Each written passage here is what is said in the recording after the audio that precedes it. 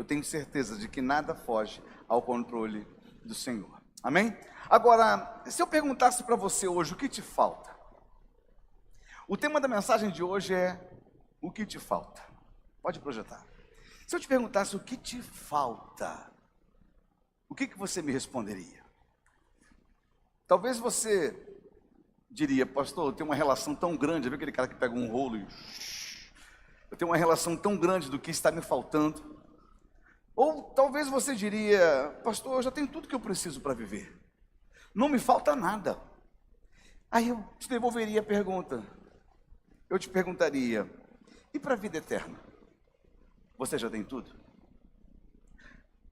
Para viver uma vida eterna, você já tem tudo? Você está abastecido com tudo para essa vida eterna? Eu faço essa colocação porque às vezes nós olhamos para a nossa vida e a gente vive com uma dúvida acerca da salvação. Algumas pessoas têm essa dúvida acerca da salvação.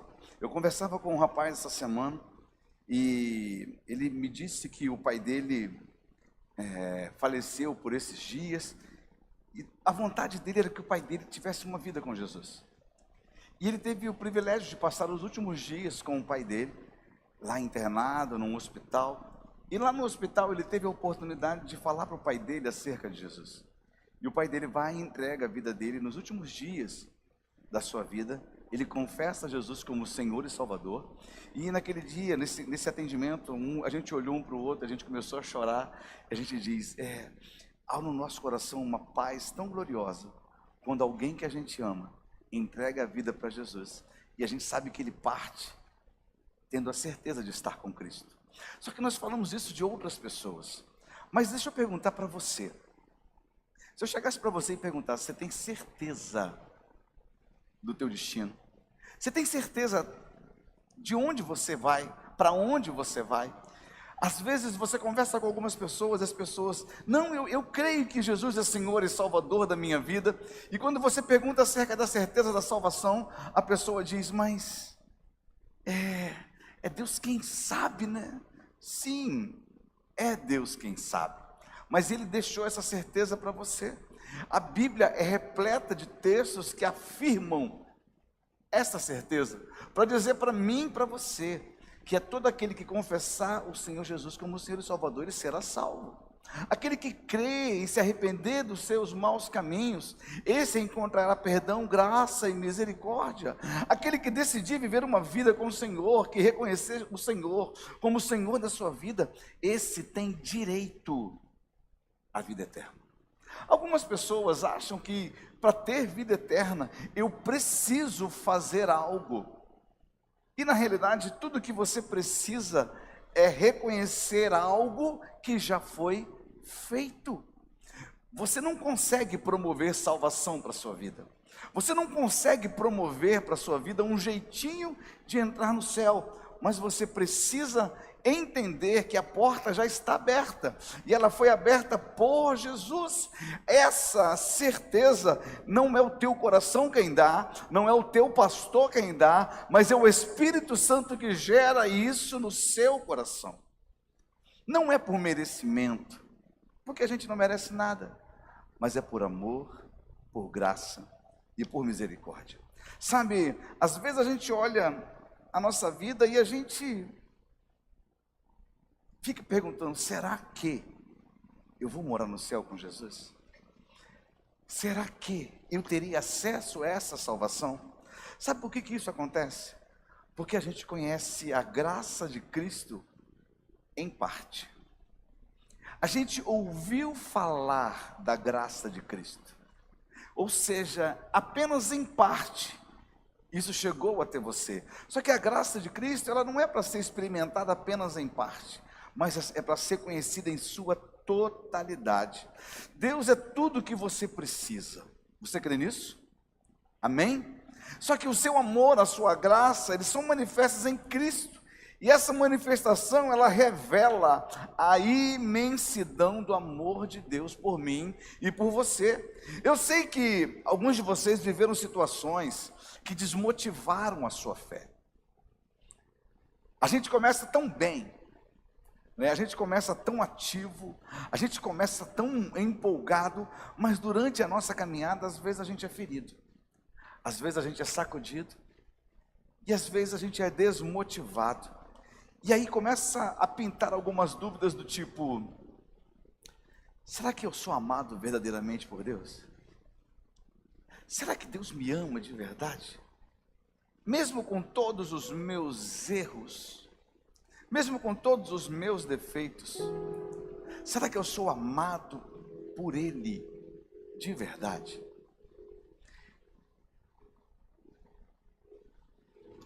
O amor de Deus, ele é suficiente. O amor de Deus, ele é grandioso. Ele não é acusador. Mas o amor de Deus, ele também é justo. É tão glorioso quando a gente consegue comparar. Apesar de ser o Senhor Todo-Poderoso, Ele também permite ser chamado de Pai. E é tão gostoso quando a gente começa a comparar o amor de Deus com o amor de um pai perfeito, não de um pai ausente, como muitas pessoas experimentaram, ou infelizmente outros nem tiveram o privilégio de conhecer o que é um abraço de um pai. Mas quando nós começamos a entender o amor de Deus na minha vida, na sua vida, nós começamos a entender o que é esse amor recheado de justiça. É como um pai que diz para o filho: estuda, você precisa estudar, porque na hora da prova o pai não vai fazer a prova para você. Vai? Não. O pai pode até sentar contigo em casa, pode até tomar tabuada. Sou desse tempo de tomar a tabuada. O pai pode até sentar contigo e ver se você fez todos os deveres, as tarefas em casa, mas na hora da prova, quem é que vai fazer? É você. E a aprovação desta prova, ela vem do quanto você teve experiência e aprendizado antes de chegar lá. Uma reprovação tem consequências terríveis. Alguém aqui, além de mim, eu me coloco em primeiro lugar também. Alguém aqui, além de mim, já experimentou o dissabor de ser reprovado 1 ano na escola? Obrigado, pai, não estou sozinho. Galerão, hein? Mas qual o sentimento que fica no coração? Você vê todos os seus amigos seguindo para o ano posterior e você tem que ficar para trás. Essa hora o jeitinho do pai resolve. Você vai chegar em casa nessa hora e você vai falar, além de tomar uma bronca do pai, qualquer palavra que ele falar para você não vai tirar de você a vergonha de ter ficado para trás. Não é verdade? Mas apesar de você ter ficado para trás, apesar de ter tomado uma bronca, apesar de você estar triste, teu pai deixou de te amar por causa disso? O amor de Deus também é assim. Apesar dos seus erros, apesar da tua fragilidade, apesar da tua falta de fé, apesar da tua inconstância, apesar da tua falta de amor para com Ele, Ele não deixa de te amar. A gente vai conversar hoje um pouco sobre isso, o que te falta. Sabe, algumas pessoas também, elas passaram a questionar a Deus se as suas orações estariam sendo respondidas ou ouvidas. Algumas pessoas começaram a dizer: Senhor, será que o Senhor está me ouvindo? Eu digo isso, Senhor, porque tem um vazio dentro de mim, e o nome desse vazio é falta de fé. Às vezes a gente ora tendo a impressão de que Deus não nos ouve. Às vezes a gente fala tendo a impressão de que a gente está falando sozinho. Isso acontece porque a gente começa a se acusar. Isso acontece porque a gente começa a olhar para a gente e falar: cara, eu não consigo ser o cristão que eu queria. Eu não consigo ser quem eu deveria ser. Na verdade, eu te pergunto: quem você queria ser? Você está satisfeito com o crente que você é? No Jump a gente fala um pouco a esse respeito. Se eu perguntasse para você, você está satisfeito com o crente que você é? Eu tenho certeza que a grande maioria, se não fosse 100%, diria: eu não estou satisfeito. Isso porque, se eu perguntasse então, qual é o crente que você queria ser? Você me diria: eu queria ser aquele que não peca, eu queria ser aquele que está animado em fazer tudo que deve ser feito, eu queria ser aquele que teria poder para curar enfermos, eu queria poder ser aquele que teria poder para dar vida aos mortos, eu queria ser aquele que teria o poder de converter, né, aquelas pessoas difíceis. É ou não é o que você queria ser?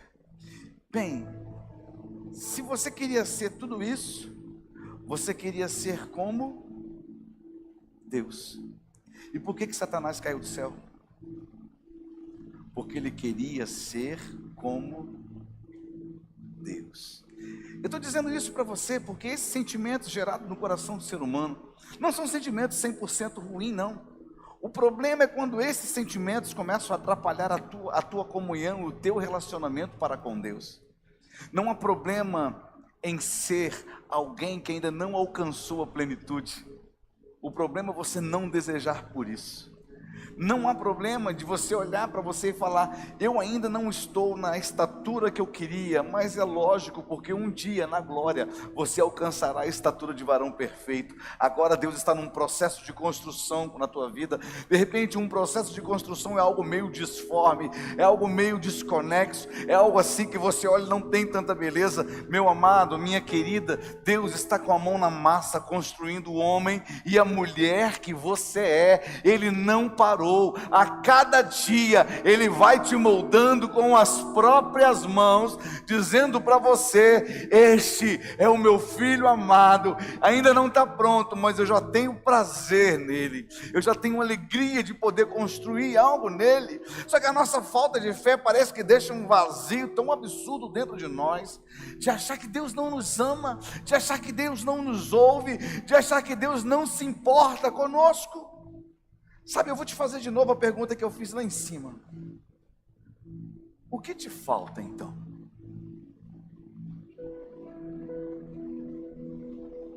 Eu quero ler contigo um texto que está no livro de Efésios, no capítulo 3, do verso 13 ao 21. Coloca na Nova Almeida atualizada, por favor.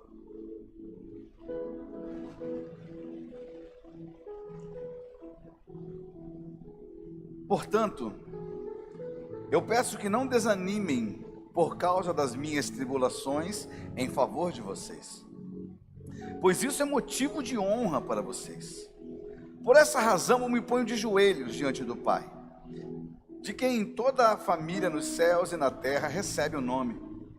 Peço a Deus que, segundo a riqueza da sua glória, conceda a vocês que sejam fortalecidos com poder, mediante o seu Espírito, no íntimo de cada um. E assim, pela fé, que Cristo habite no coração de vocês, estando vocês enraizados e alicerçados em amor. Isto para que, com todos os santos, vocês possam compreender qual é a largura, o comprimento, a altura e a profundidade, e conhecer o amor de Cristo que excede todo entendimento, para que vocês fiquem cheios de toda a plenitude de Deus. Ora, aquele que é poderoso para fazer infinitamente mais do que tudo que pedimos ou pensamos, conforme o seu poder que opera em nós, a Ele seja a glória na igreja e em Cristo Jesus, por todas as gerações, para todos sempre. Amém. Deus, eu agradeço pela oportunidade que o Senhor me dá de compartilhar esse texto, essa palavra com a sua igreja. Pai, eu te peço, age com misericórdia sobre nossas vidas hoje, no coração de todos os ouvintes, naqueles que estão desejosos de receber do Senhor, e naqueles que têm até mesmo medo de ser achado pelo Senhor. Que a tua graça se revele de um jeito muito especial esta noite, em nome de Jesus, amém e amém. O apóstolo Paulo, ele escreve essa carta em prisões, em algemas. E quando ele escreve essa carta para a igreja em Éfeso, ele está dizendo: olha, eu peço que vocês não desanimem por causa daquilo que eu estou sofrendo. A igreja sabia que Paulo estava preso. A igreja sabia que Paulo estava sendo açoitado, sendo oprimido, sendo humilhado. E quando ele escreve essa carta, ele diz: olha, eu peço que vocês não desanimem por causa das coisas que eu estou vivendo. Eu digo que isso que eu estou passando para vocês é motivo de honra. Eu não neguei a minha fé, eu não neguei o meu amor e o amor de Deus, eu não neguei a minha vocação, não neguei a minha missão, e é por isso que eu estou aqui.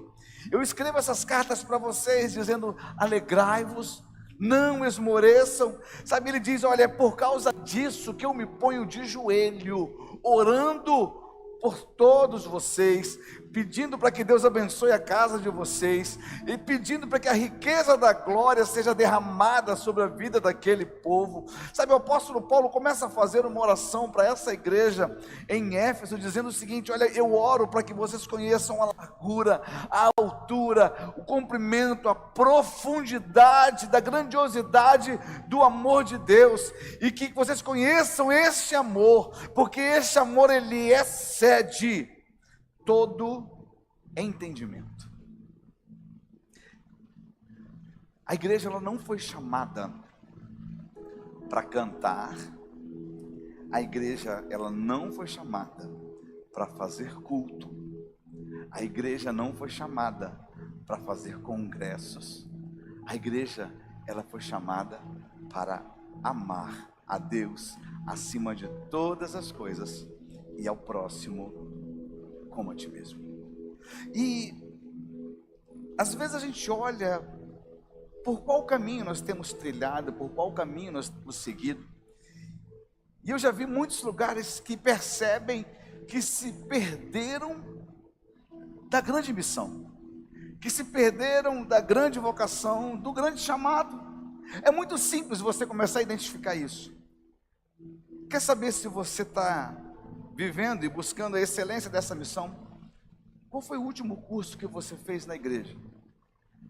Qual foi o último livro que você leu? Qual foi a última oração que você fez? Qual tem sido o foco daquilo que você tem se debruçado nos últimos dias? A gente está muito preocupado com tantas outras coisas que o Senhor disse que se preocuparia, mas aquilo que Ele quer que a gente se preocupe, às vezes a gente não está tão preocupado, que é amar e fazer o amor dele ser conhecido. O amor de Deus é grande, meu querido. O amor de Deus é profundo, o amor de Deus é imenso. O amor de Deus, ele é incomparável, sabe? E depois que você consegue entender a grandiosidade, a profundidade deste amor, a gente começa a perceber que esse amor é poderoso para fazer muito mais do que tudo quanto você imaginou que ele pudesse fazer. Se a Bíblia pudesse ser resumida num versículo, eu creio que ela se resumiria em João 3,16. Porque Deus amou o mundo de tal maneira que deu seu Filho unigênito, para que todo aquele que nele crê não pereça, mas tenha. Quando você começa a entender esse amor, sabe por que às vezes a gente não ama o próximo? Porque a gente não consegue entender o amor de Deus pela gente. Às vezes você não consegue aceitar esse amor de Deus por você, e por não aceitar esse amor de Deus por você, você acaba olhando para o outro e achando que o outro não é digno de ser amado, porque você, nas suas imperfeições, você não foi amado. Porque você, nos seus erros, você se sente culpado. Você se sente alguém que não tem direito de se achegar à mesa. Querido, qual filho que estando uma mesa de jantar pronta, o pai vê ele chegando todo sujo, de ter brincado na lama. O filho diz para o pai: tenho fome. E o pai diz: você não vai comer. A gente mais que a gente faz vai tomar um banhozinho, né? Dá uma lavadinha lá, se limpa. Mas se a mesa está pronta para toda a família, você faz questão de ter teu filho à mesa. Hoje é noite de Santa Ceia.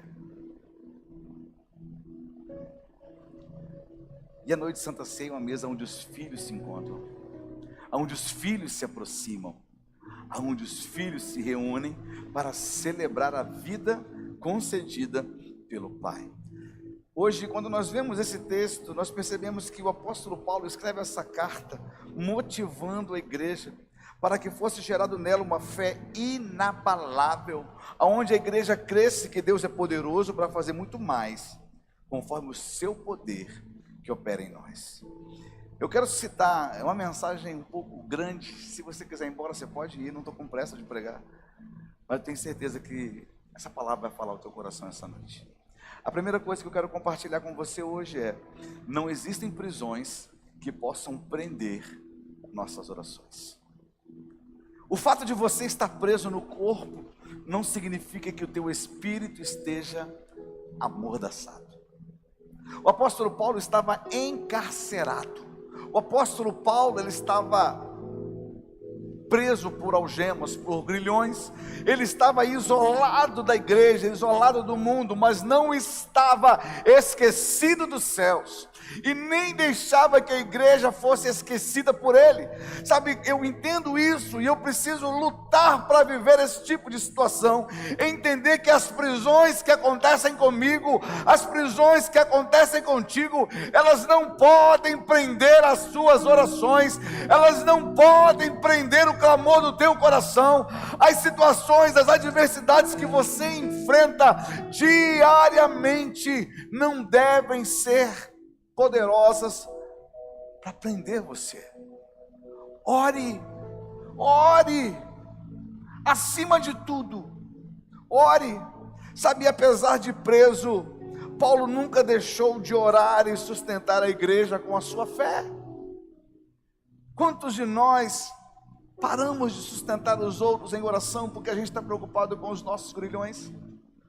A gente está preocupado com a nossa dor, a gente está preocupado com aquilo que tira a nossa privacidade, nos priva.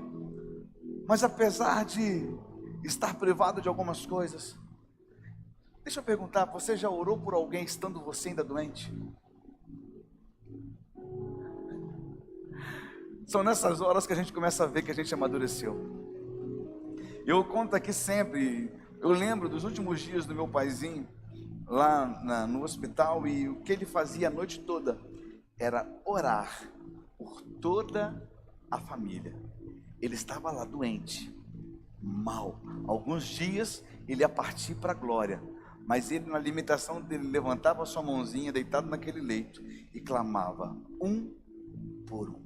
Quer saber se a sua fé está saudável?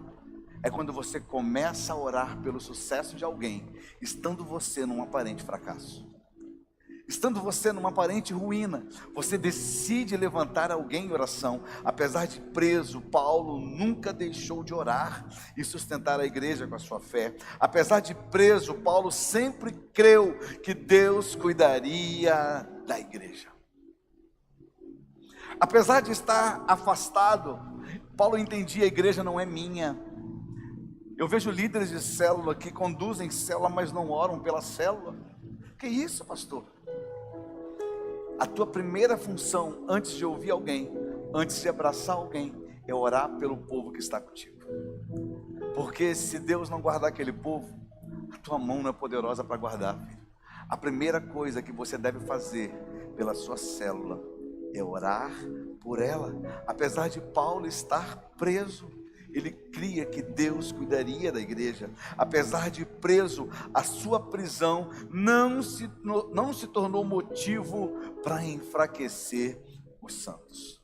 Essa semana foi na sexta-feira, a gente recebeu um convite da Ana para conhecer o espaçozinho, né, restaurante dela que começou a funcionar à noite ali no Camurim, e a gente vai lá.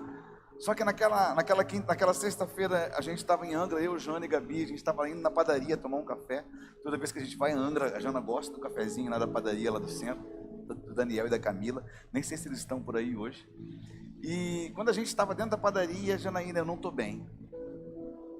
Eu falei: o quê? Eu estou sentindo uma dor no peito, um aperto, uma queimação muito forte, eu não estou bem.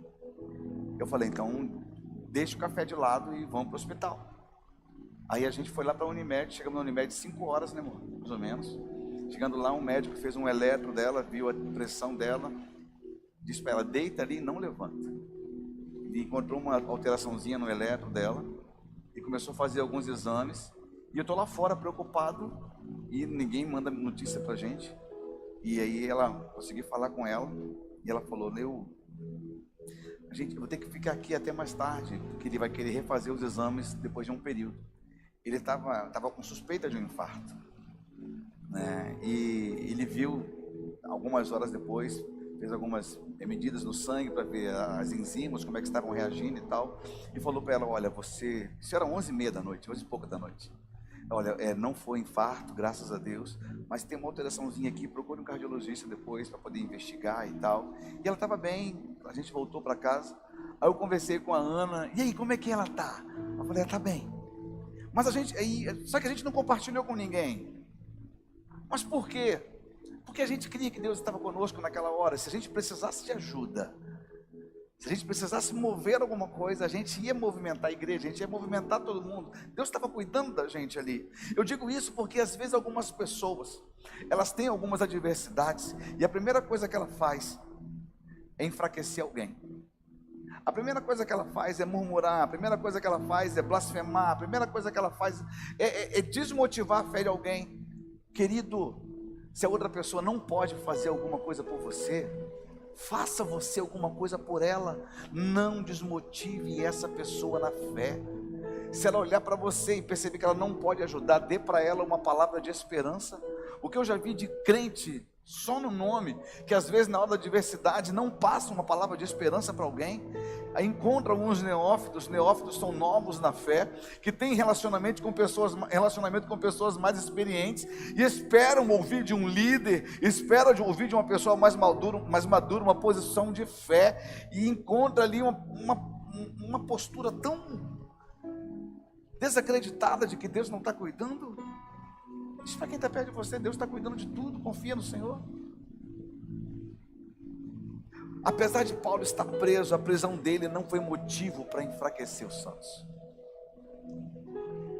Apesar de sofrer toda semana afronta, toda semana algum tipo de confronto, eu procuro estar sempre com um sorriso no rosto, uma palavra de esperança e com a certeza de que Deus está cuidando de tudo.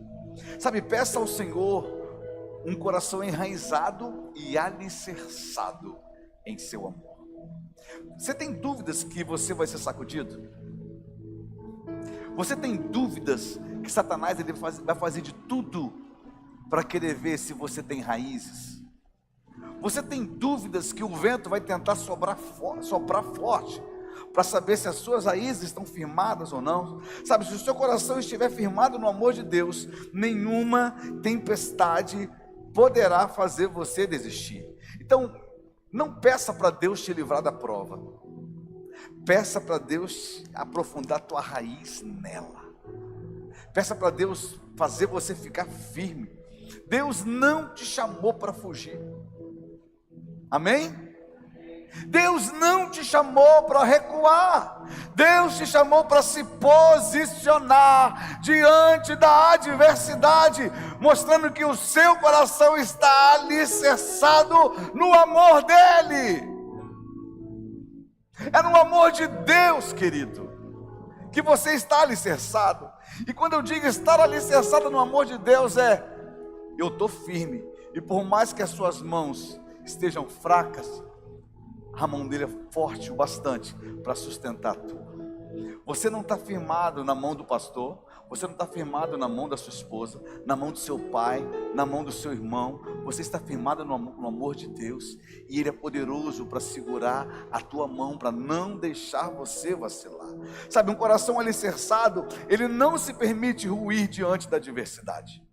Eu estou falando tanto sobre essas condições que Paulo tinha tudo para murmurar. Paulo praticamente passou o ministério dele todo preso. Quando ele não estava preso, ele estava apanhando.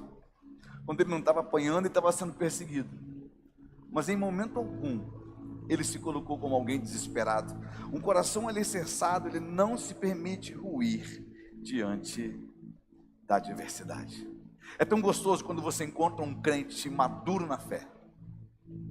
É tão gostoso quando você encontra e tem um relacionamento com um crente posicionado, com um crente que você olha e fala: cara, eu não sei como é que você aguenta isso. E você vai dizer: cara, os meus olhos estão fitos em Cristo, o meu coração está seguro nele, a minha segurança vem dele, o meu socorro é dele. É tão gostoso quando você encontra alguém assim, mas é terrível quando você se assenta à mesa de um crente que já era para ter se posicionado como crente, e o cara ainda murmura como se fosse um ateu. A gente está num lugar onde se encontra a maioria, a grande maioria dos filhos, mas também a gente se encontra num lugar onde muitos se comportam como ateus. Vêm, cantam boas canções, ouvem uma palavra de esperança, mas saem com dúvidas de que Deus pode fazer. Eu oro para que o Espírito do Senhor comece a gerar no teu coração hoje uma certeza de que nada, nem ninguém vai poder abalar esse coração. Nada nem ninguém vai poder ferir um coração que está protegido no Senhor. Sabe, raízes profundas permitem estabelecer um coração maduro.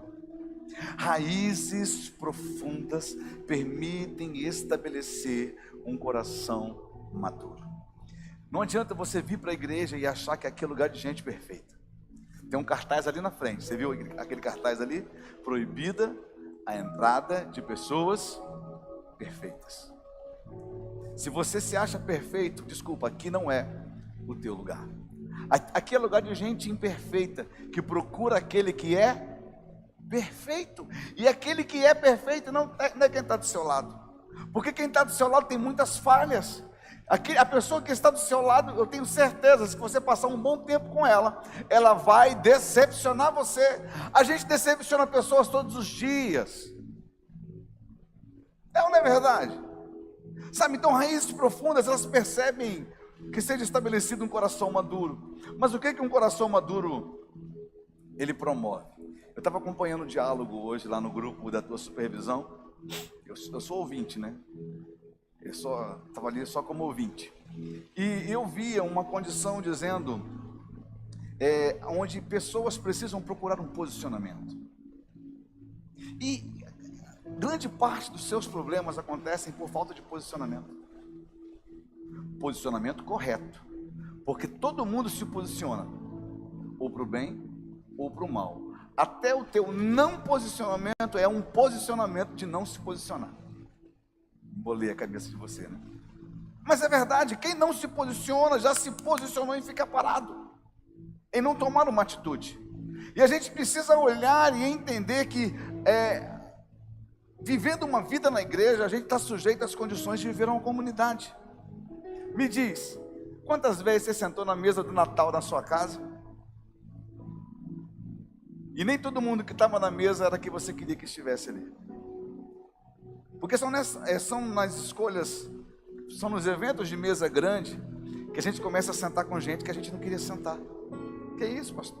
Eu tenho certeza disso. Gente, tem um negócio me incomodando. Perderam o cartão do passageiro cidadão, tá? A Janaína achou ali, o pessoal da consolidação achou. Eu não vou falar o nome não, tem um nome aqui na frente. Então se o teu cartão, você perdeu o teu cartão, me procura e a tua senha vai ser o nome que está na frente. Se você não sabe, aí, filhão, o cartão não é seu. Tá, me procura depois. Não procura a Janaína, tá bom? Mas vamos lá. Mas são nas horas da mesa grande, é que a gente é obrigado a se sentar com gente que a gente até não queria se sentar. Que isso? É difícil falar isso, né? Mas são em momentos como esse, da mesa do Senhor, que a gente participa da mesma mesa, e às vezes com gente que a gente não tem nem mais comunhão, gente que feriu a gente. Aí eu te pergunto, como que um filho maduro se comporta? Como que um filho maduro se comporta quando ele está perto de pessoas que não têm mais comunhão com ele? Algumas pessoas confundem os tipos de relacionamento. A igreja é uma comunidade de fé que tem o mesmo propósito, mas nem todas as pessoas consegue ter o mesmo nível de relacionamento. Consegue? E eu preciso entender isso. Eu lembro quando a gente estava lá na antiga igreja, lá na base, no antigo prédio que era a base, que era a discoteca. E lá eu falava acerca de relacionamento, eu dizia o seguinte: tem gente que fala, poxa, eu não consigo me assentar naquele grupo de pessoas na mesa, eu vejo aquele grupo numa panelinha, ninguém me chama para estar lá. Eu te falei, gente, a igreja é uma comunidade que tem vários clãs, que tem vários grupos. E você achar que você vai ter condição de se assentar com toda a igreja, eu te pergunto, você tem dinheiro para poder bancar o lanche todo dia, para sentar com todo mundo? Tem? Você tem? Teu corpo vai permanecer fit, de poder se assentar e comer com todo mundo? Cara, não adianta, você não consegue conhecer a igreja toda, mas você conhece a tua célula, amém? Quem é feliz na tua célula, diga eu. Se você não é feliz, me procura depois, para a gente poder ajudar você a ser feliz. A gente quer ajudar você a se relacionar na tua célula também. Mas é uma parte da igreja, e ali é o grupo que o Senhor te concedeu, para você ter comunhão, e ali você vai encontrar de tudo, gente. Encontra ou não encontra? Você encontra gente que você olha e fala, cara, não dá vontade de deixar embora. Tem gente que dá vontade de você botar num potinho e levar para casa. Gente, assim você casa. Eu casei com o meu potinho, levei para casa, né? Gente, assim você casa, porque os outros você tem que devolver. Fica tranquilo, porque tem casa, tem dono, né? Mas você vai encontrar gente ali que você vai olhar e vai falar assim, cara, eu preciso contribuir na vida de alguém. Eu preciso ensinar alguém. Falando nisso, eu estou pregando aqui, eu vi gente rindo assim. Se você está do lado do seu potinho, fala para ele, fala para ela assim, ó, a melhor escolha que eu fiz foi você. Estou dando uma moralzinha para você.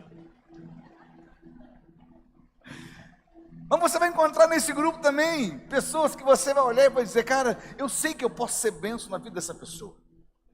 Eu sei que eu posso derramar na vida dessa pessoa. Eu sei que eu posso levantar, sustentar essa pessoa em oração. Mas tem gente que você vai olhar assim também e você vai falar, Senhor, o Senhor deve estar me provando. E você vai ouvir a voz do Eterno dizendo, eu estou te provando. Eu estou te dando a oportunidade de amar. Sabe qual é o problema? Que às vezes a gente olha o cara chato, que sempre tem um cara chato, né? Sempre tem, gente, sempre tem. Não adianta você falar que não tem, não. É natural, a sociedade é assim. O problema é quando você é o cara chato e você acha que o outro é que é o chato. Na maioria das vezes acontece isso. Não, mas já viu quando você olha para alguém? Esses dias eu fiz um teste e deu certinho, cara. Né? Eu falava isso lá atrás, depois eu não sabia, até que eu conversei com a pessoa que estava aplicando um teste em mim. E já viu quando você olha para alguém e você fala, não gosto dessa pessoa? Sabe esse jeito dela? Sabe o jeito que ela fala? O jeito que essa pessoa questiona, o jeito que essa pessoa age, parece que o santo não bateu. Já viu isso? Já participou disso? Se não me engano, isso na psicologia tem um nome chamado autoprojeção. Você está vendo no outro defeitos que você tem, e é mais fácil você culpar o outro do que aceitar que você é pior do que aquilo. Eu comecei a ler sobre isso, eu falei, cara, bate certinho. E é verdade, se você prestar atenção, o defeito que a outra pessoa que você está julgando, dizer que ela tem, é o teu pior defeito. Só que é mais fácil você acusar alguém do que reconhecer que você precisa mudar. Então aquele cara, aquela mulher, aquela pessoa que às vezes na célula você olha e fala, cara, o senhor está me testando, eu estou te lapidando, filho. Eu botei alguém igual a você, só para você poder ver o que você precisa mudar. Repete comigo, célula é lugar de cuidado, aprendizado e crescimento. E é verdade. Sabe, então as raízes profundas, ela começa a fazer em você criar aí um relacionamento, um coração maduro, um coração que não vai se deixar ferir por qualquer coisa. No começo do ministério, eu chorava por qualquer coisa. Eu ainda choro. Eu sou muito emotivo, mas eu chorava por decepção, eu chorava por tristeza. Qualquer um feria meu coração. E eu ficava preocupado com isso. Mas hoje em dia eu aprendi a guardar o meu coração. Já pensou se todo médico adoecesse com a doença do paciente que ele fosse tratar? Como é que ele ia cuidar de alguém? Aí um dia o Espírito Santo falou ao meu coração: você já pensou se você começasse a adoecer por cada mazela que fossem procurar você para te ferir, para te pedir ajuda? Então você precisa ser alguém maduro. A gente precisa ser maduro, porque na nossa vida a gente vai encontrar gente feliz, a gente vai encontrar gente hiper feliz, a gente vai encontrar gente normal, gente doente, gente muito doente. Você vai se relacionar com todo tipo de gente. Se você não amadurecer o teu coração, se você não aprofundar as tuas raízes, a tua vida já era. O teu trabalho já era, o teu relacionamento em casa já era. O teu coração tem que estar alicerçado no amor de Deus. Quando a gente fala de amor, o grego ele nos dá algumas palavras para amor. Ele vai falar do eros, do storge, do philos, do ágape. O eros, ele é o relacionamento onde o amor que o homem sente pela mulher e a mulher sente pelo homem. É o amor de desejo. O philos é o relacionamento de pai para filho, de casa. O storge, ele é o relacionamento de amigos, né? De pares, de semelhantes. Mas existe um chamado ágape, que é o amor de Deus, é o amor puro.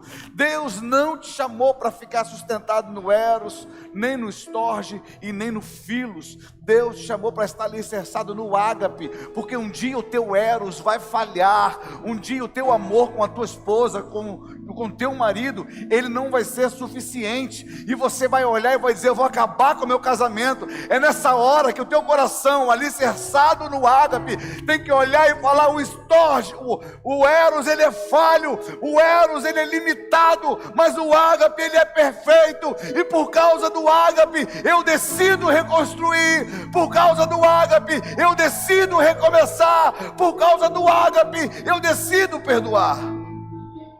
Tem hora que o teu filho vai dar trabalho, tem hora que o teu tio vai falar mal de você, tem hora que parente faz o que faz, e você vai olhar e vai dizer: não vou na casa de ninguém mais. Mas o crente é você. É nessas horas que o philos ele é colocado de lado, e o storge, e o ágape começa a agir. Se você fosse abandonar todo amigo que te decepciona, você vai chegar no final da sua vida sozinho. O storge, o relacionamento de pares semelhantes, ele é falho. Se você for abandonar todo mundo que decepciona você, você vai terminar sozinho. Você conhece alguém que está definhando o final da sua vida sozinho? Não tem ninguém que se assenta à mesa, não tem ninguém que pode contar, não tem ninguém que dá para ligar. Por quê? Porque não valorizou o storge. Aliás, não entendeu que o storge ele é falho. Quando o storge falhar, ame com ágape. Quando o eros falhar, ame com ágape. Quando o philos falhar, ame com ágape. O teu coração precisa estar alicerçado neste amor, para que ele tenha um relacionamento maduro. Sabe, raízes profundas, elas demandam tempo, mas que permitem uma grande resistência diante da adversidade. Você acha que é fácil aprofundar raízes? A gente precisa ser verdadeiro com algumas pessoas, com as pessoas que caminham conosco. Você quer ver? Quem aqui tem mais ou menos 2 anos de batizado? Diga eu. As suas raízes ainda estão na superfície. Por que eu digo isso para você? Porque elas estão se desenvolvendo. Ah, pastor, você está falando que eu sou um crente ralo? Não, estou falando que você é um crente novo. Só que Deus ele não proibiu você de aprofundar raízes, mas Ele está dizendo para você que para aquilo que Ele tem para fazer na sua vida, a raiz que você ainda tem, ainda está na superfície. Ele está dando a você tempo para aprofundar. Ele está dando para você tempo para poder criar, sabe, uma força, aquela força que ninguém está vendo, mas você sente. Eu olho hoje para a igreja e eu vejo as minhas ovelhas, as ovelhas que foram geradas neste lugar, que se batizaram aqui, começando a se desenvolver, né? Eu tive uma conversa com o Moca esses dias, né, Moca? E a gente estava conversando acerca de passado e de presente. E eu disse para ele, cara, eu me orgulho e eu me alegro de ter batizado o Moca, de ter visto, de estar vendo o que Deus está fazendo na vida dele. Falando isso, o pessoal da Gênesis está aí. Cuidar, ele e a Sabrina, cuidar desse povo, eu sei que vocês dão trabalho para ele, não dão? Eu tenho certeza disso. Mas é novo na fé. E eu estou vendo Deus fazendo na vida dele, na vida da Sabrina. Eu lembro quando a Sabrina começou o seminário com a gente. Cadê a Sabrina? Está por aí em algum lugar. Está na recepção. Eu lembro quando a Sabrina começou o seminário com a gente. O olho da Sabrina era igual da turma da Mônica.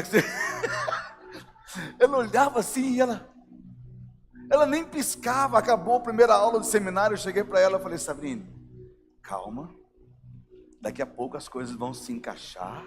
No final, Sabrina já estava discutindo, já estava debatendo, colocando a sua opinião e tal, estava se expressando, porque as raízes elas estavam começando a se aprofundar. O problema é quando eu acho que eu já estou pronto. O problema é quando eu acho que eu já estou com raiz muito profunda, eu quero aguentar a carga que precisa de uma raiz profunda. Eu tenho 48 anos. Faço 49 no próximo mês.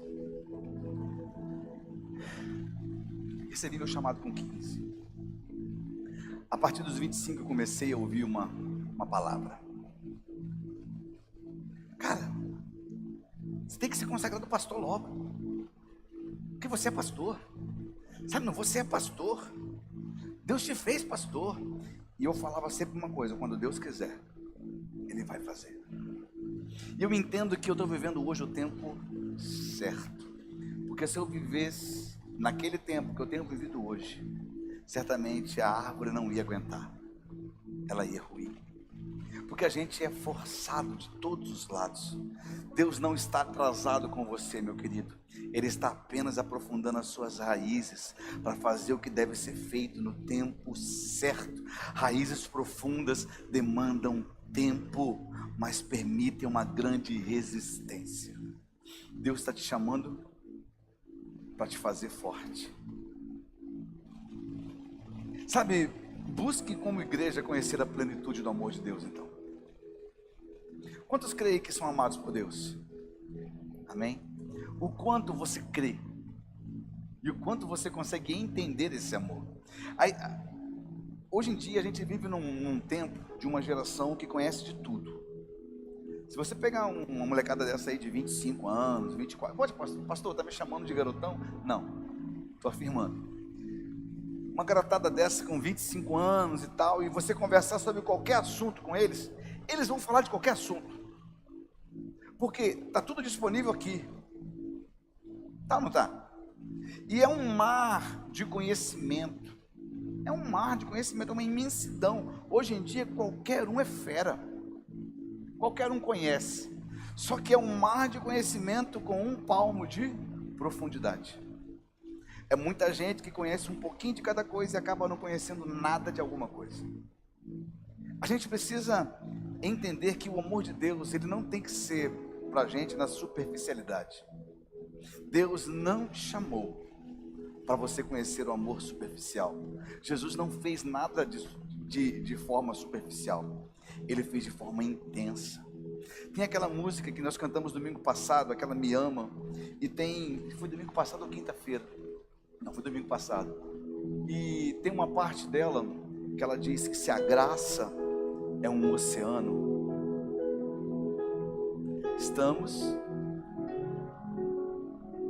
sabe, a graça de Deus, ela não é para ser observada. A graça de Deus é como um rio. Imagine um rio corrente, muito forte. Alguém já esteve à beira de um rio muito forte, corrente mesmo? Imagine você olhando de uma ponte um rio correndo. A graça de Deus, ela é muito mais violenta do que isso. E às vezes a gente olha para a graça de Deus e a gente quer apenas molhar a ponta do dedo nessa graça. Às vezes a gente quer colocar a mão na superficialidade dessa graça. A graça não é para você sentir o frescor. A graça é para você pular nesse rio e ser arrastado por ela. A graça do Senhor não é para você viver na superfície, mas é você permitir que ela te leve, que ela te envolva.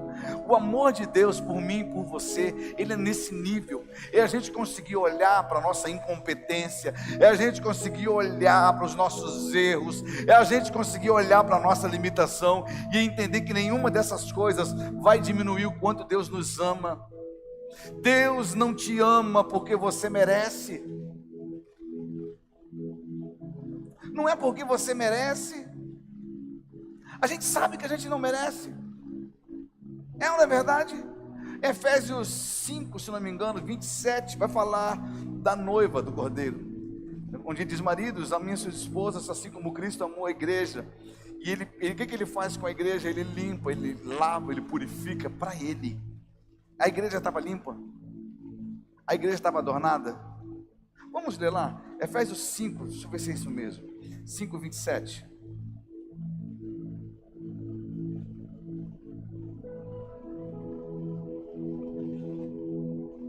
5:25. 5:25. Maridos, que cada um de vocês ame a sua esposa, como também Cristo amou a igreja. E o que ele fez porque ele amou a igreja? Fez o quê? Se entregou por ela. Continua. Para que a santificasse, tendo-a purificado por meio da lavagem. Coloca na NTLH, por favor.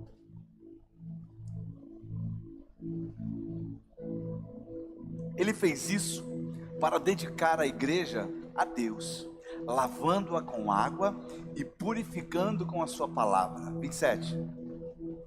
E fez isso para também poder trazer para perto de si a igreja em toda a sua beleza, pura e perfeita, sem manchas ou rugas ou qualquer outro defeito. Deixa aí esse texto. Olha o que Cristo fez. Ele se entregou pela igreja. Olha o que Cristo fez. Ele se doou para a igreja. Por causa de uma igreja perfeita? A igreja estava perfeita quando ele se entregou por ela? Ela estava no mínimo imunda, impura, cheia de mancha, enrugada, botox não dava jeito, estava cheia de defeito. O amor de Deus, ele doou a vida de Cristo por causa de uma igreja que não prestava.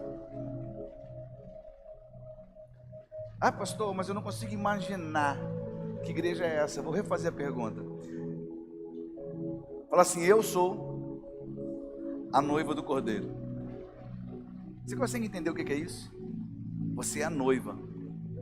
E eu te pergunto: Jesus merece uma noiva como você?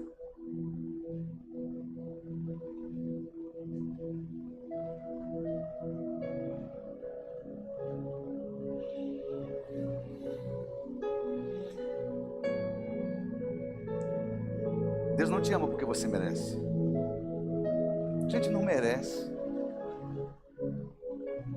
No começo do culto, eu estava ali atrás, na hora do louvor, e eu ia ministrar a palavra. Mas antes de ministrar a palavra, o Espírito Santo falou: você errou hoje.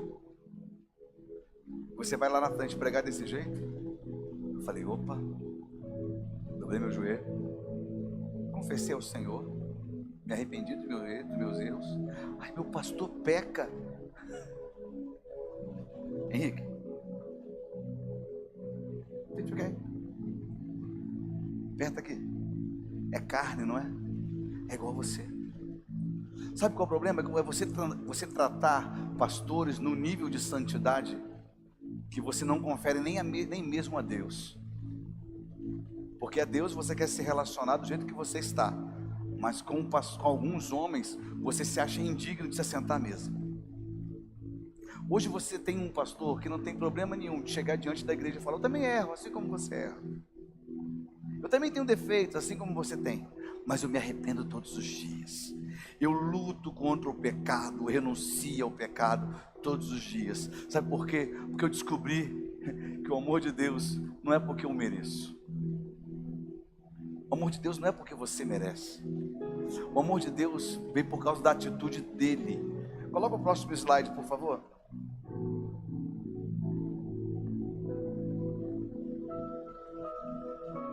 Deus não te ama porque você é bom. Eu já falei aqui uma outra vez. Eu disse que o céu não é lugar de gente boa. O céu não é lugar de gente boa. Você vai encontrar muita gente boa no inferno. Aliás, você não vai encontrar não, amém? Porque você não vai, amém? Glória a Deus. Tinha gente que estava concordando já assim, ó.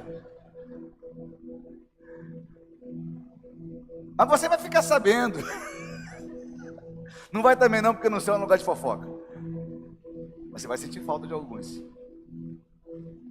E você dizia: nossa, era tão bom, cadê fulano? Deve estar por aqui, é tanta gente. De repente se esbarra num mercado desse do céu aí. Mas você vai conseguir entender que no céu não é lugar de gente boa.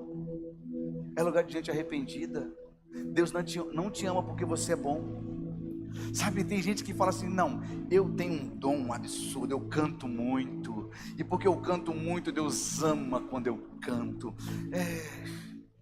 Eu falo, você fala? Não, que no céu tem anjo que canta melhor do que essa mala. Tem gente que se acha a cereja do bolo. Tem gente que se acha, sabe, a peça principal da igreja. A peça principal da igreja sempre foi e sempre será Cristo.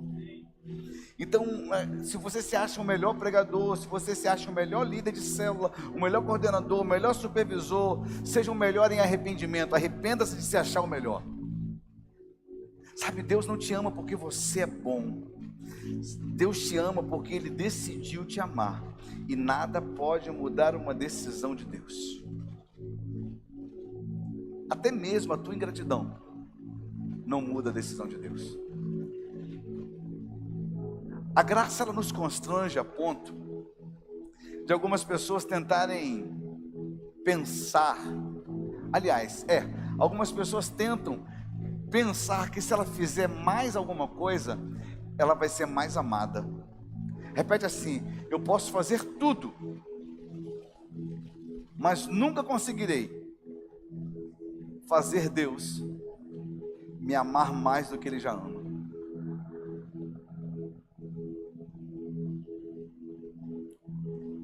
Tem gente que quer fazer Deus amar Ele. Você não precisa fazer nada, Ele já te ama. E não te ama com parte do amor, não. Ele já te ama com todo o seu amor. Ah, pastor, mas por que tem horas que eu me sinto mais amado? Não é sentir mais amado. Você vai conseguir reconhecer mais o quanto você é amado. O problema não está em Deus. Será que você não conseguiu entender que o problema está na gente? O problema está na gente em achar que a gente não é amado. Às vezes você chega para um filho e faz tudo, e o filho olha para você e diz: você não me ama. Mas a gente fez de tudo. O abençoado diz que a gente não ama. Não, porque eu queria. O problema não está no pai, não está na mãe, não. Às vezes o filho não consegue reconhecer a limitação do pai. Se bem que tem uns pais aí que é Nutella também, né? Mas Deus é um pai perfeito. Se Deus falou que te ama, Ele não vai te amar. Não tem nada em você que vai fazer Deus te amar mais do que Ele já te ama. Ele já te ama. E porque Ele te ama, Ele decidiu salvar você. Porque Ele te ama, Ele decidiu abrir mão de sua glória e sofrer o teu sofrimento. Sabe, apresente para Deus a tua petição e se surpreenda com a sua resposta. Nunca deixe de orar. Só que você tem que estar pronto para entender qual é a resposta de Deus à sua oração. Nunca deixe de orar. Apresente para Deus a sua petição e se surpreenda com a sua resposta. Deus, Ele não vai responder aquilo que você quer, mas aquilo que Ele sabe que é bom para você. Deus não vai responder atendendo ao teu egocentrismo, à tua vaidade. Deus, Ele não vai atender a oração de um coração falho. Ele vai ouvir a tua oração e Ele vai falar: eu tenho uma resposta melhor para você. Você já pensou se Deus tivesse dito sim a todo pedido que você fez? Você consegue se lembrar de orações que você fez há 10 anos atrás? Se Deus tivesse ouvido você, aonde você estaria? Sabe, eu digo isso porque as suas petições, elas são baseadas nas suas emoções. Normalmente você ora, pode mudar o slide, só da mídia, isso. Normalmente você ora por aquilo que você está sentindo. Estou errado? Se você não sente, você não ora. Se está faltando dinheiro, qual vai ser a tua maior oração? Senhor, provê na minha casa, me dá um aumento no emprego. Senhor, 6 números só. A oração do miserável, né? Aí ele fala: vou te dar 6 números para você enviar currículo. Anota aí, 024. Sabe, as nossas orações, as nossas petições, elas são baseadas naquilo que a gente está sentindo. Mas apesar disso, não deixe de orar. Eu lembro no texto lá em Isaías, quando o povo estava orando, lá no exílio, estava preso, querendo ir embora, querendo sair, e o povo começou a orar para Deus, dizendo, a Grade até começou hoje o culto com esse texto, dizendo: lembra, Senhor, no tempo lá de Moisés, no mar, no deserto, quando o Senhor sustentou, lembra de... O povo começa a orar, lembrando a Deus o que fez lá atrás, querendo convencer a Deus, dizendo: Senhor, o Senhor fez aquela vez, faz agora de novo. Aí o Senhor dá para aquele povo uma palavra: olha, eu comecei a fazer uma coisa nova. Você não está vendo?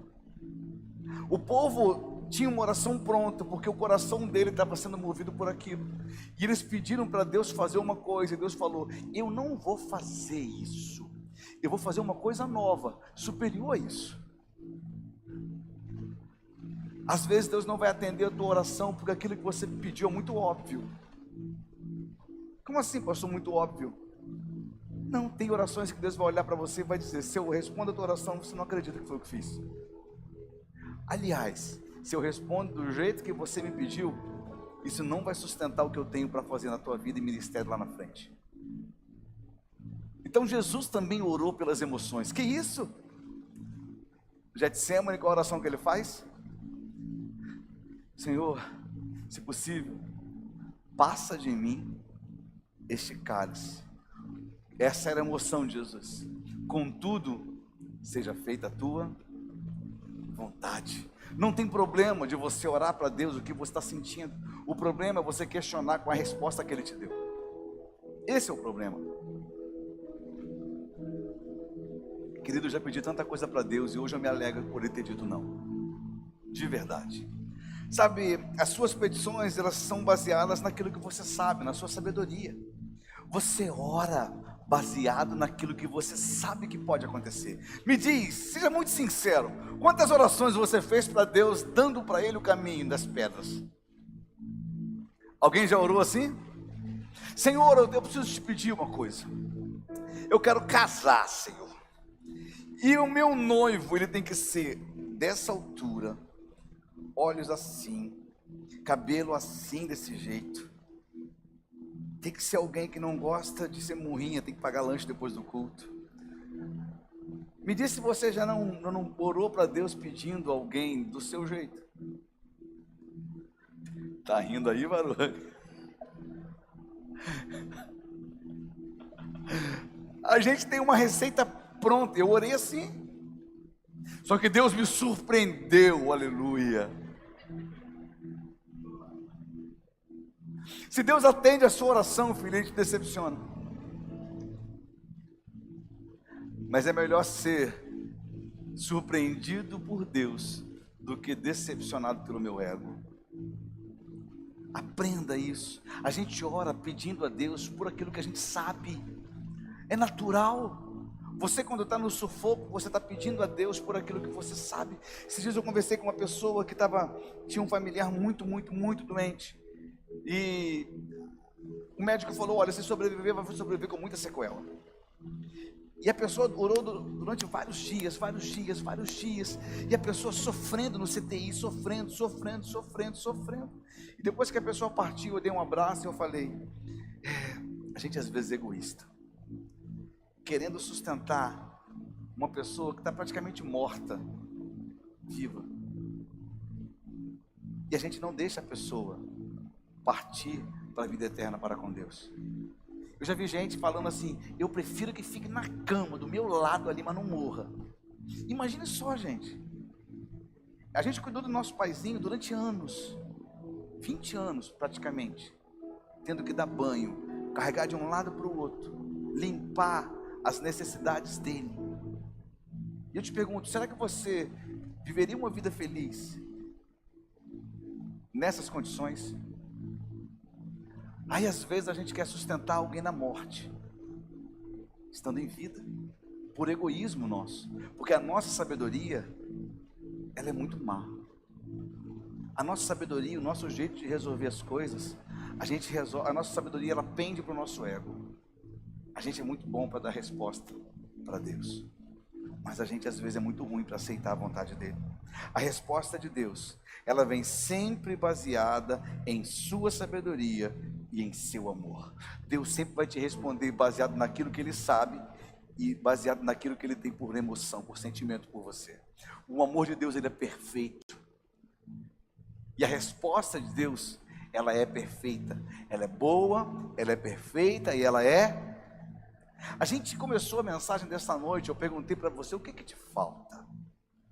O que falta para você? O que falta na sua vida? Não há problema em você dizer e confessar que dentro de você tem uma carência acerca de determinadas emoções, acerca de determinados momentos da sua vida. O errado é você depositar essa carência, essa dependência em alguém. As pessoas não foram chamadas para sustentar carência de outras pessoas. Se você vive carente, entendendo que a tua carência é ser suprido por alguém, você vai viver uma vida carente. A outra pessoa não veio para sustentar uma carência sua, ela veio para superar aquilo que você já tem por expectativa. O apóstolo Paulo estava preso no corpo, mas a sua fé estava livre. Eu quero dizer para você que veio aqui hoje, eu não sei em qual grilhão você está amarrado, está preso hoje. Eu não sei qual parte da tua vida que você está olhando e está dizendo: cara, eu não consigo romper esse grilhão. Tem grilhões que não serão rompidos, mas a sua fé não pode ser amordaçada. Paulo tinha o seu espinho na carne, era um grilhão que acompanhou a vida inteira. Então tem coisas que não serão retiradas da nossa vida, mas aquilo que você não pode perder. Davi já falava sobre isso.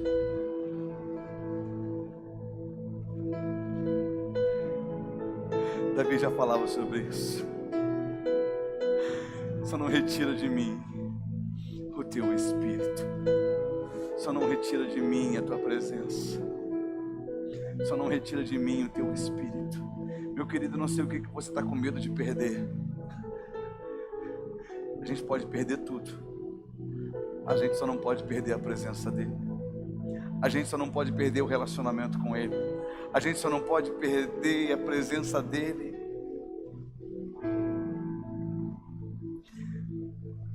Paulo procurava ensinar a igreja a descobrir de fato que Deus tinha poder para suprir todas as suas necessidades. Apesar de preso, ele dizia: igreja, existe um amor que você ainda não conhece. Apesar de preso em grilhões, ele estava dizendo para aquele povo: vocês estão livres, mas o coração de vocês ainda está preso em coisas que não deveriam te prender. Eu estou preso em grilhões, mas o meu coração está livre. Deus é suficiente, Deus é suficiente. Deus é suficiente. Nós não viemos aqui hoje na expectativa, na única expectativa de vivenciar milagres, porque um crente que vive só na expectativa de sinais, esse crente não decidiu viver uma vida de amor a Deus, porque precisa que algo seja feito para que ele veja que é amado. Meu querido, você já é amado, por isso que tinha que ser feito já foi feito na cruz do Calvário. Nós não viemos aqui esta noite para exigir de Deus nada, mas para entregar a Ele tudo.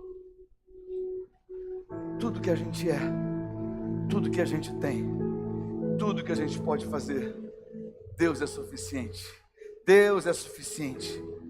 Para de buscar ser completo na vida de outra pessoa.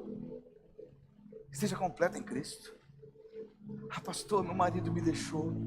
Querido, chore se Cristo te deixar, porque se Cristo te deixar, nada mais volta para o lugar. Mas se Cristo estiver aí, o teu marido que te deixou, ele pode voltar sim, eu creio nisso. Pare de chorar por coisas que se vão e se alegre por aquilo que você tem, que ninguém consegue roubar.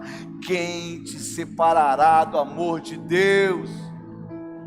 Se há um enorme vazio no seu coração, de repente por vários dias você viveu buscando um meio de satisfazer essa imensidão de vazio que está em você, saiba que pessoas podem te ajudar momentaneamente. Às vezes eu chego para a Jana, eu falo: Jana, me dá um abraço. Eu descobri que na linguagem do amor, minha linguagem do amor é toque. Janaína é tempo de qualidade. E às vezes eu chego para ela e falo: meu amor, me dá um abraço. Porque às vezes a gente está carente também, tá ou não tá? Estou carente quanto tempo por dia? Eu gosto do abraço dela, gente. Sabe? Mas tem momentos que o abraço dela não resolve. É bom, mas não resolve. De repente você entrou aqui dizendo: eu queria... Tem algo dentro de mim que não está... Parece que tem um buraco dentro de mim. O ser humano pode ajudar você momentaneamente, mas ninguém consegue suprir o espaço que só Deus preenche. O que te falta?